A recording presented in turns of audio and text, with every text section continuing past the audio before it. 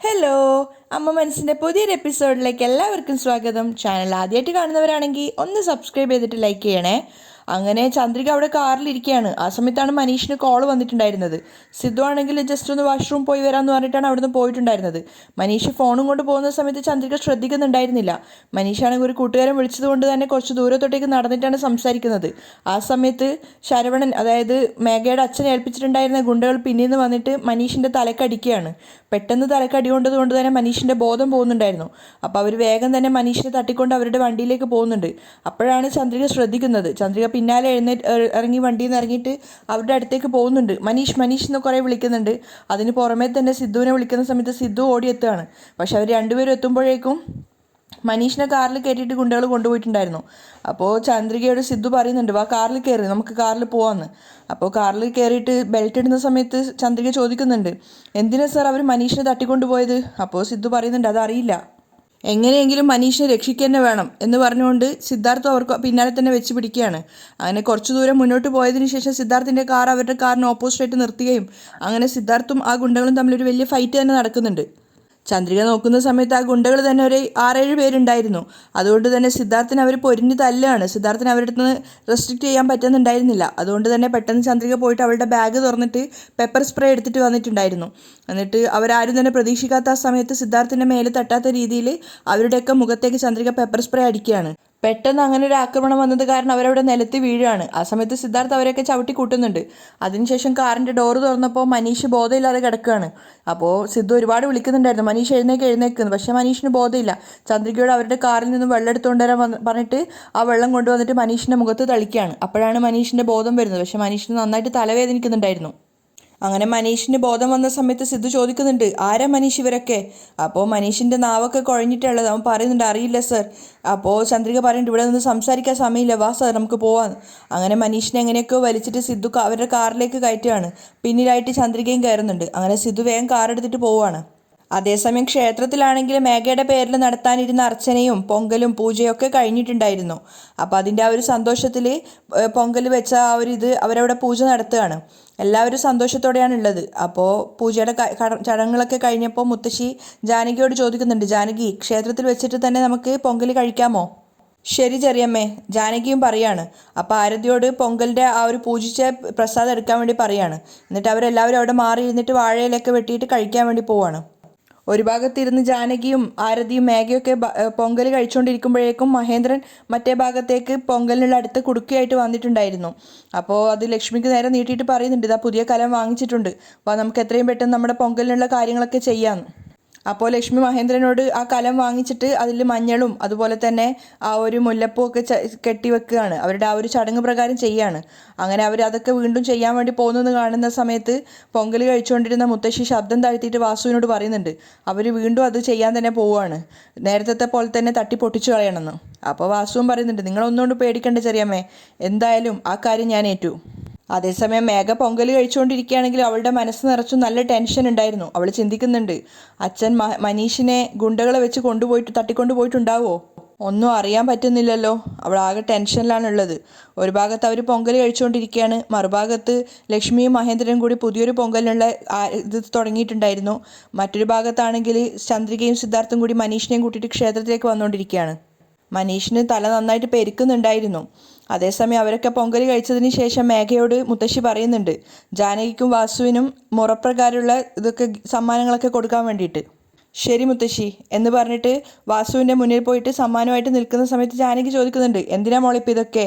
അതൊന്നും സാരില്ല അമ്മായി, ഞാൻ ഈ സ്നേഹത്തോടെ ചെയ്യുന്നതല്ലേ. അപ്പോൾ മുത്തശ്ശിയും പറയുന്നുണ്ട്, മേഘ നിങ്ങളോടുള്ള ഇഷ്ടം കൊണ്ട് ചെയ്യുന്നതല്ലേ, ചെയ്യണ്ടെന്ന് പറയണ്ട ജാനകി, മേഘ മോള് അവർക്ക് കൊടുക്ക് എന്ന് പറയുന്ന സമയത്ത് മേഘ വേഗം തന്നെ സമ്മാനം എടുത്ത് വന്നിട്ടുണ്ടായിരുന്നു. രണ്ടുപേർക്കും സ്വർണത്തിൻ്റെ ഒരു സമ്മാനമാണ് മേഘ കരുതി വെച്ചിട്ടുണ്ടായിരുന്നത്. വാസുവിന് കൊടുത്തിട്ടുണ്ടായിരുന്നത് കഴുത്തിലണിയാൻ പറ്റുന്ന ഒരു മാലയായിരുന്നു. അത് കണ്ട സമയത്ത് അയാൾ വല്ലാത്തൊരു കൗശലത്തോടെ നോക്കുകയാണ്. കാരണം അത്യാവശ്യം കട്ടിയൊക്കെ ഉള്ള സ്വർണ്ണം, ഒരുപാടുള്ള പവനൊക്കെ ഒരുപാടുള്ള മാലയായിരുന്നു. അതുപോലെ തന്നെ ഒരു ബോക്സ് ആയിട്ടാണ് ജാനകിക്ക് കൊടുത്തിട്ടുണ്ടായിരുന്നത്. അതൊക്കെ ലക്ഷ്മിയും മഹേന്ദ്രനും കാണുന്നുണ്ടായിരുന്നു. രണ്ടുപേർക്കും സമ്മാനം കൊടുത്തതിന് ശേഷം അവരുടെ കാല് തൊട്ടിട്ട് അനുഗ്രഹം വാങ്ങിക്കുകയാണ് മേഘ, എന്നെ അനുഗ്രഹിക്കണം എന്ന് പറഞ്ഞപ്പോൾ. അപ്പോൾ ജാനകി പറയുന്നുണ്ട്, നന്നായിട്ട് വരും മോളെ, നിന്റെ നല്ല മനസ്സിന് ഒരിക്കലും ഒരു കുറവും സംഭവിക്കില്ല. അതൊക്കെ കാണുമ്പോൾ മഹേന്ദ്രനും ലക്ഷ്മിക്ക് എന്താ പറയേണ്ടതെന്ന് പോലും അറിയില്ല.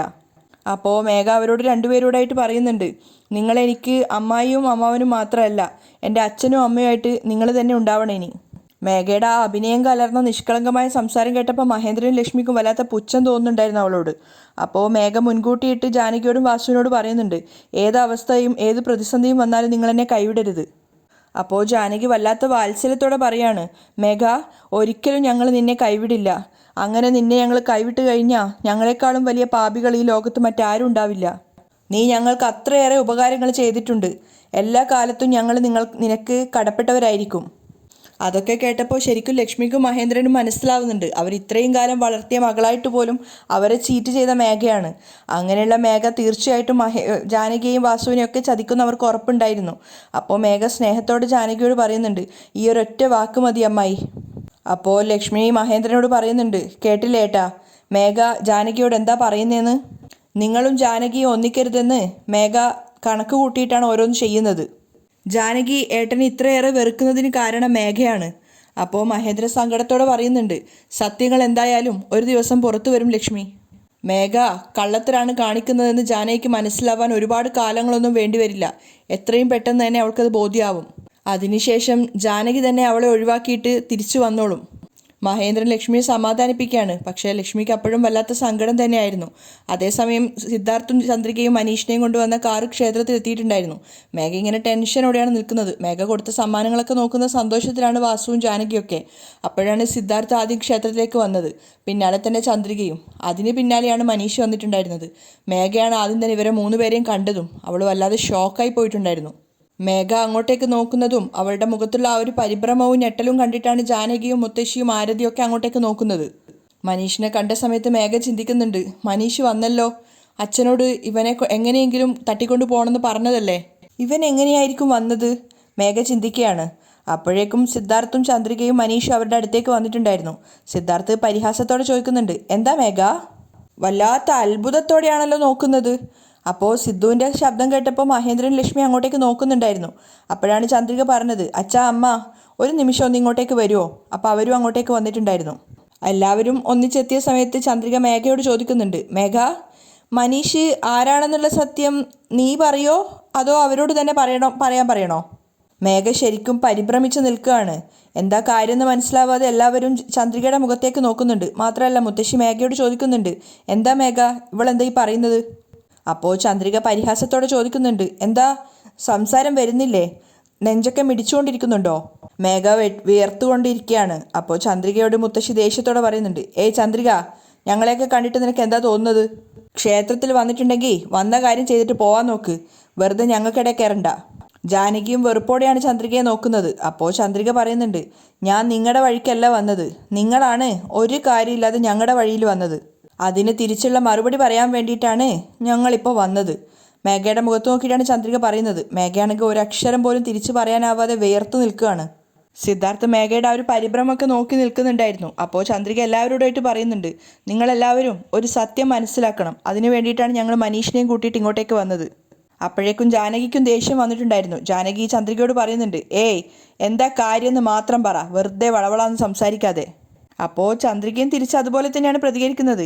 ക്ഷമയോടെ നിൽക്ക് മേഘ, ഫോറിനിൽ ജീവിച്ച സമയത്ത് ഒരാളെ സ്നേഹിച്ചതും അവരുടെ കൂടെ ജീവിച്ചതും ഒക്കെ ആയിട്ടുള്ള കാര്യങ്ങൾ നിങ്ങൾക്കൊക്കെ അറിയായിരിക്കും. മേഘ വേർത്ത് നിൽക്കുകയാണ്. ചന്ദ്രിക അടുത്തത് പറയാൻ പോകുന്നത് എന്താണെന്ന് മേഘയ്ക്ക് നന്നായിട്ട് അറിയായിരുന്നു. അപ്പോൾ ചന്ദ്രിക പറയുന്നത് എന്താണെന്ന് അറിയാൻ വേണ്ടിയിട്ട് ലക്ഷ്മിയും മഹേന്ദ്രനും ഒക്കെ ക്യൂരിയോസിറ്റിയോടെയാണ് നിൽക്കുന്നത്.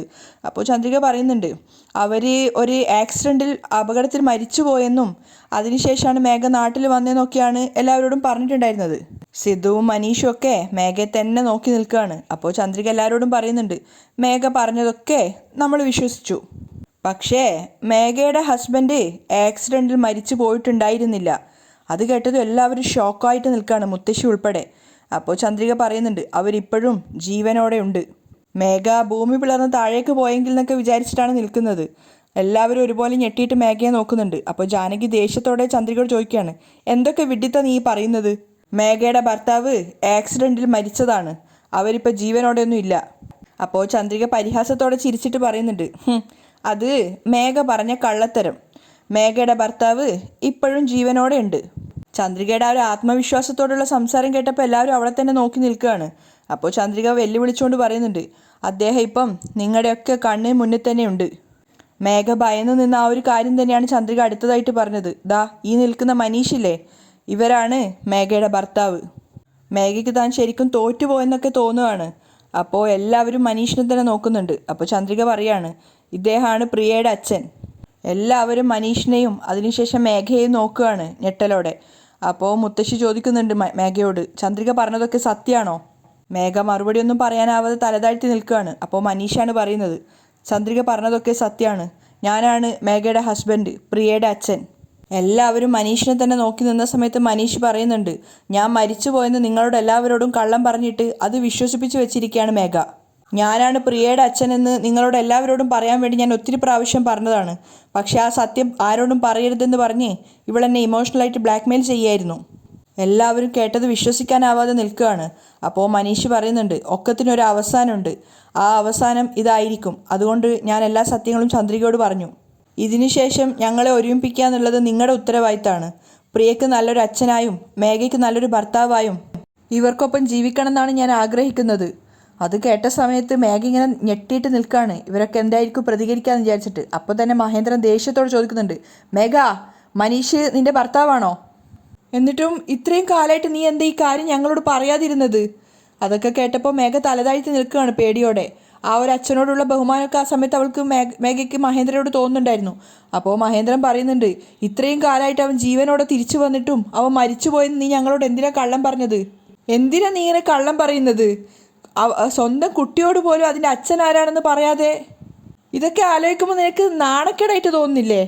അത് കേട്ട സമയത്ത് എല്ലാവരും മേഘയെ നോക്കുകയാണ്. മേഘ തലതാഴ്ത്തി നിൽക്കുന്നുണ്ട്. അപ്പോൾ ലക്ഷ്മി പറയാണ്, വളർത്തിയ ഞങ്ങളോട് പോലും നീ സത്യസന്ധമായിട്ടല്ല ജീവിച്ചത്. അറ്റ്ലീസ്റ്റ് നിന്റെ മോളുടെ അടുത്തെങ്കിലും നിനക്ക് സത്യത്തോടെ ജീവിച്ചൂടായിരുന്നോ? അവളുടെ അടുത്ത് പോലും നീ സത്യമായിട്ട് ജീവിച്ചില്ല. ആരും അറിയാതെ അതിനെ അനാഥാലയത്തിൽ വളർത്തിയിട്ട് വലുതാക്കി. മഹേന്ദ്രന് മേഘയെ വളർത്തിയതിൽ പോലും ഷെയിമായിട്ട് തോന്നുകയാണ്.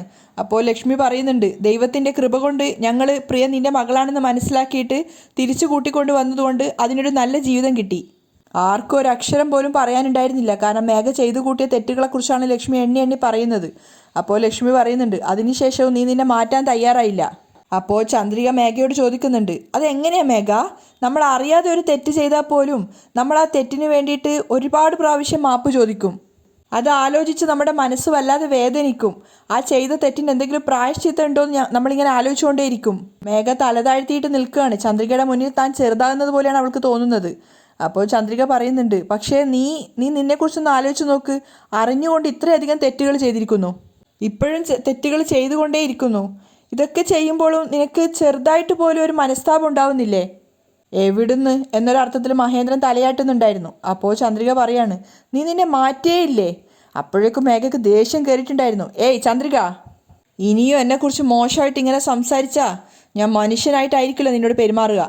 അത് കേട്ടതും ചന്ദ്രിക പരിഹാസത്തോടെ ചിരിക്കുകയാണ്. അപ്പോൾ മേഘ ദേഷ്യത്തോട് ചോദിക്കുന്നുണ്ട്, എന്താ വല്ലാതെ ഓവറായിട്ട് സംസാരിക്കുകയാണല്ലോ? അതിനുശേഷം മനീഷിൻ്റെ നേരെ തിരിഞ്ഞിട്ട് മേഘ ദേഷ്യത്തോടെയും പുച്ഛത്തോടെയും പറയുന്നുണ്ട്, ഏയ് മനീഷ്, നീ ആരോ നിനക്ക് സപ്പോർട്ടിന് കൊണ്ടുവന്നാലും ചന്ദ്രികയെ നോക്കുകയാണ്. അതല്ല, എൻ്റെ മനസ്സ് നീ എങ്ങനെയൊക്കെ മാറ്റാൻ ശ്രമിച്ചാലും ഒരു കാര്യം ഞാൻ നിനക്ക് ഉറപ്പ് തരാം, എൻ്റെ മനസ്സ് നിന്നെക്കൊണ്ട് മാറ്റാൻ സാധിക്കില്ല. ഞാൻ എടുത്ത തീരുമാനം ഉറച്ചതാണ്. ഞാൻ എൻ്റെ ജീവിതത്തിൽ ചെയ്ത ഏറ്റവും വലിയ തെറ്റ് പഠിക്കുന്ന കാലത്ത് ഞാൻ നിൻ്റെ കൂടെ പ്രണയിച്ചതാണ്. എന്തോ ചെറിയ പ്രായത്തിൽ അങ്ങനെ ഒരു തെറ്റ് ചെയ്തു പോയി. അതുകൊണ്ട് ജീവിതകാലം മുഴുവൻ നിൻ്റെ കൂടെ ജീവിക്കണമെന്ന കാര്യമൊന്നുമില്ല. മേഘ മനീഷിനെതിരെ പൊട്ടിത്തെറിച്ചുകൊണ്ടാണ് സംസാരിക്കുന്നത്. ഞാൻ ആരുടെ കൂടെ ജീവിക്കണം എന്നുള്ളത് ഞാനാണ് തീരുമാനിക്കേണ്ടത്. നിങ്ങളാരുമല്ല. അവർക്ക് 3 പേർക്കും നേരെ വിരൽ ചൂണ്ടുകയാണ്. എന്നെ സംബന്ധിച്ചിടത്തോളം നീ മരിച്ചു പോയി കഴിഞ്ഞു. മനീഷിൻ്റെ മുഖത്ത് നോക്കിയിട്ട് ഒരു ദയാദാക്ഷിണ്യമില്ലാതെയാണ് മേഘ പറയുന്നത്. മനീഷ് ഉൾപ്പെടെ എല്ലാവരും അത് കേട്ടിട്ട് ഞെട്ടിയിട്ട് നിൽക്കുകയാണ്. മഹേന്ദ്രനും ലക്ഷ്മിക്കൊന്നും മേഘ ഇങ്ങനെയും ക്രൂരായിട്ട് സംസാരിക്കുന്ന പോലും മനസ്സിലാവുന്നുണ്ടായിരുന്നില്ല. അപ്പോൾ മേഘ മനീഷിനോട് പറയുന്നുണ്ട്, എൻ്റെ ജീവിതത്തിൽ ഇനി നീ ഇല്ല, നിൻ്റെ ചാപ്റ്റർ കഴിഞ്ഞു പോയതാണ്. അപ്പോഴേക്കും മഹേന്ദ്രൻ ഇടപെടുകയാണ്. മേഘയോട് അയാൾ പൊട്ടിത്തെറിക്കുന്നുണ്ട്, മിണ്ടാതെ നിൽക്ക്. ജീവനോടെയുള്ളവ മരിച്ചു പോയിട്ടാണ് ഉള്ളതെന്ന് പറയുന്നത് ഇത്രയധികം ഇവനെ വെറുക്കാൻ മാത്രം എന്താ കാരണം? അതാദ്യം പറ. അപ്പോൾ മേഘ മഹേന്ദ്രനോട് പറയുന്നുണ്ട്, അത് നിങ്ങളോട് പറയേണ്ട ആവശ്യം എനിക്കില്ല. എനിക്ക് ഇവൻ്റെ കൂടെ ജീവിക്കാൻ ആഗ്രഹമില്ല, അത്രയേ ഉള്ളൂ. മനീഷിന് വല്ലാത്തൊരു അപമാനം പോലെ തോന്നുവാണ്. അപ്പോൾ മേഘ എല്ലാവരോടായിട്ട് പറയുന്നുണ്ട്, ഞാൻ ഇവൻ്റെ കൂടെ ജീവിക്കണമെന്ന് ആരും എന്നെ ഫോഴ്സ് ചെയ്യാൻ ശ്രമിക്കണ്ട. എന്നെ ഫോഴ്സ് ചെയ്യാൻ നിങ്ങൾക്ക് ആർക്കും സാധിക്കുകയില്ല. അപ്പോൾ എല്ലാവരും ഒരു നിമിഷം മിണ്ടാതെ നിൽക്കുകയാണ്. അപ്പോൾ മനീഷ് മേഘയോട് ചോദിക്കുന്നുണ്ട്, ഒന്നിങ്ങോട്ട് നോക്ക് മേഘ, ഇത്രയധികം എന്നെ വെറുക്കാനും എൻ്റെ കൂടെ ജീവിക്കില്ല എന്ന് നീ പറയാനുള്ള കാരണം എന്താ? അതിന് ശരിയായ ഒരു കാരണം പറയ്, അല്ലാതെ ഞാൻ നിന്നെ വിടില്ല. അപ്പം മേഘ ദേഷ്യത്തോടെ പറയുന്നുണ്ട്, എനിക്ക് നിന്നെ ഇഷ്ടമല്ല എന്ന് വെച്ചാൽ ഇഷ്ടമല്ല, എനിക്ക് നിൻ്റെ മുഖം കാണുന്നത് പോലും വെറുപ്പാണ്. അങ്ങേയറ്റം മനീഷിനെ അപമാനിച്ചുകൊണ്ടാണ് മേഘ സംസാരിച്ചുകൊണ്ടേ ഇരിക്കുന്നത്. അവിടെ കൂടി നിൽക്കുന്ന എല്ലാവർക്കും മേഘ അങ്ങനെയും സംസാരിക്കുന്നത് കേട്ടിട്ട് വല്ലാത്തൊരു സങ്കടം തന്നെ തോന്നുന്നുണ്ടായിരുന്നു. അവിടെയാണ് ഇന്നത്തെ എപ്പിസോഡ് വൈൻഡപ്പ് ചെയ്യുന്നത്.